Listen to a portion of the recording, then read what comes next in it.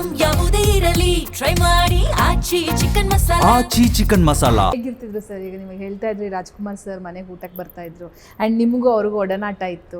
ಹೇಗಿರ್ತಾ ಇದ್ರು sir ಅಯ್ಯೋ, ಮನೆಗೆಲ್ಲ ರಾಜ್ಕುಮಾರ್ ಅವರು ಬಂದಾಗ? ಏನ್ ನೆನಪಿದೆ ನನ್ನ ಕಂಡ್ರೆ ಅಷ್ಟು ಆಸೆ ಅವ್ರಿಗೆ. ನಾನು ಆ್ಯಕ್ಟ್ ಮಾಡ್ತಿದ್ದಾಗ ನಮ್ಮ ತಾಯಿಯವರು ಒಂದೊಂದು ಸರಿ ಬೈಯೋರು, ನಮ್ಮ ತಂದೆನೂ ಬೈಯೋರು, ಡೈಲಾಗ್ ಕರೆಕ್ಟಾಗಿ ಹೇಳಿದ ಅಂದರೆ. ಅವಾಗ ರಾಜ್ಕುಮಾರ್ ಅವರು ಪಾಪ ಸಪೋರ್ಟ್ ಮಾಡಿ, ಇಲ್ಲ ಹುಡುಗ ಹೇಳ್ತಾನೆ ತಾಳಿ ಅಂಥೇಳಿ ಅವರು ಮಧ್ಯಾಹ್ನದ ಹೊತ್ತೆಲ್ಲ ನನ್ನ ಊಟಕ್ಕೆ ಕರ್ಕೊಂಡು ಹೋಗೋರು. ಅವರು ಶೂಟಿಂಗಲ್ಲಿದ್ದಾಗ ಮೈಸೂರಲ್ಲಿ ಗ್ರೀನ್ಸ್ ಹೋಟ್ಲ್ ಅಂತಿತ್ತು. ಅದು ಅಲ್ಲಿ ನಾನ್ ವೆಜ್ ಭಾಳ ಚೆನ್ನಾಗಿ ಮಾಡ್ತಾರೆ, ಅಪೇರಾ ಟಾಕೀಸ್ ಪಕ್ಕ. ಅಲ್ಲಿಗೆ ನನ್ನೂ ಕರ್ಕೊಂಡು ಹೋಗ್ಬಿಡೋರು. ನಾನು ಹಾಗೆ ಅದೇ ಡ್ರೆಸ್ಸಲ್ಲಿ ಹೋಗುವೆ, ಮೇಕಪ್ಪಲ್ಲಿ. ಅಲ್ಲಿಂದ ತುಂಬ ನನಗೆ ಕ್ಲೋಸ್ ಆಗಿದ್ದರು.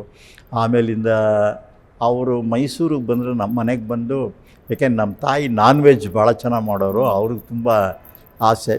ಆದ್ದರಿಂದ ನಮ್ಮ ಮನೆಗೆ ಬಂದು ಊಟ ಮಾಡ್ಕೊಂಡು ಹೋಗ್ತಾಯಿದ್ರು. ಅದಾದಮೇಲಿಂದ ನಾನು ನಮ್ಮ ವೀರಸ್ವಾಮಿಯವ್ರ ಹತ್ರ ನಮ್ಮ ತಂದೆಯವರು ವೀರಸ್ವಾಮಿಯವರು ನಮ್ಮ ತಂದೆಯವರೂ ತುಂಬ ಕ್ಲೋಸು. ಏಕೆಂದರೆ ನಮ್ಮ ಕೆಲವು ಕನ್ನಡ ಪಿಕ್ಚರ್ಗಳನ್ನೆಲ್ಲ ವೀರಸ್ವಾಮಿಯವರೇ ಡಿಸ್ಟ್ರಿಬ್ಯೂಟ್ ಮಾಡಿದರು, ಈಶ್ವರಿ ಪಿಕ್ಚರ್ಸ್. ಹೌದೌದು, ಗೊತ್ತು. ಮಯೂರು ಅವರು 2 ಪಿಕ್ಚರ್ ತೆಗೆಯುವಾಗ, ಕುಲಗೌರವ ಮತ್ತು ನಾಗರಾವು ತೆಗೆಯುವಾಗ ನನ್ನನ್ನು ಕರ್ಕೊಂಡು ಹೋಗ್ಬಿಟ್ಟಿದ್ರು. ನಾನು ಸ್ವಲ್ಪ ಈ ಪ್ರೊಡಕ್ಷನ್ನು ಡೈರೆಕ್ಷನ್ ಎಲ್ಲ ನೋಡ್ಕೊತಿದ್ನಲ್ಲ. ಸೊ ನಮ್ಮ ತಂದೆಯವ್ರನ್ನ ಕೇಳಿ ನಾನು 6 ತಿಂಗಳು ವೀರಸ್ವಾಮಿಯವ್ರ ಮನೇಲೇ ಇದ್ದೆ.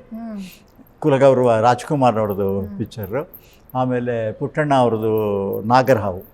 ಅದರಲ್ಲಿ ವಿಷ್ಣುನೇ ಇದ್ದಿದ್ದರಿಂದ ನನಗೆ ವಿಷ್ಣುಗೆ ಒಂದು ಭಾಳ ಕ್ಲೋಸ್ ಇತ್ತು. ಏಕೆಂದರೆ ಅವ್ರ ತಂದೆ ನಮ್ಮ ಕಂಪ್ನಿಲಿದ್ದರು, ವಿಷ್ಣು ಆವಾಗಲಿಂದ ಗೊತ್ತು ನನಗೆ. ಅಲ್ಲಿಂದ ನನಗೆ ಅದೇನಾಗೋಯ್ತು, ಅಂಬರೀಷನ್ನು ನಾವೇ ಕರ್ಕೊಂಬಂದಿದ್ದು ನಾಗರಾವ್ಗೆ. ಸೊ ಹೀಗಾಗಿ ನಾವು 3 ಜನ ಅಲ್ಲಿ ನಮ್ಮ ಒಂದು ಮೈಸೂರು ಫ್ರೆಂಡ್ಶಿಪ್ಪು ಅಲ್ಲಿಗೆ ಆಯಿತು.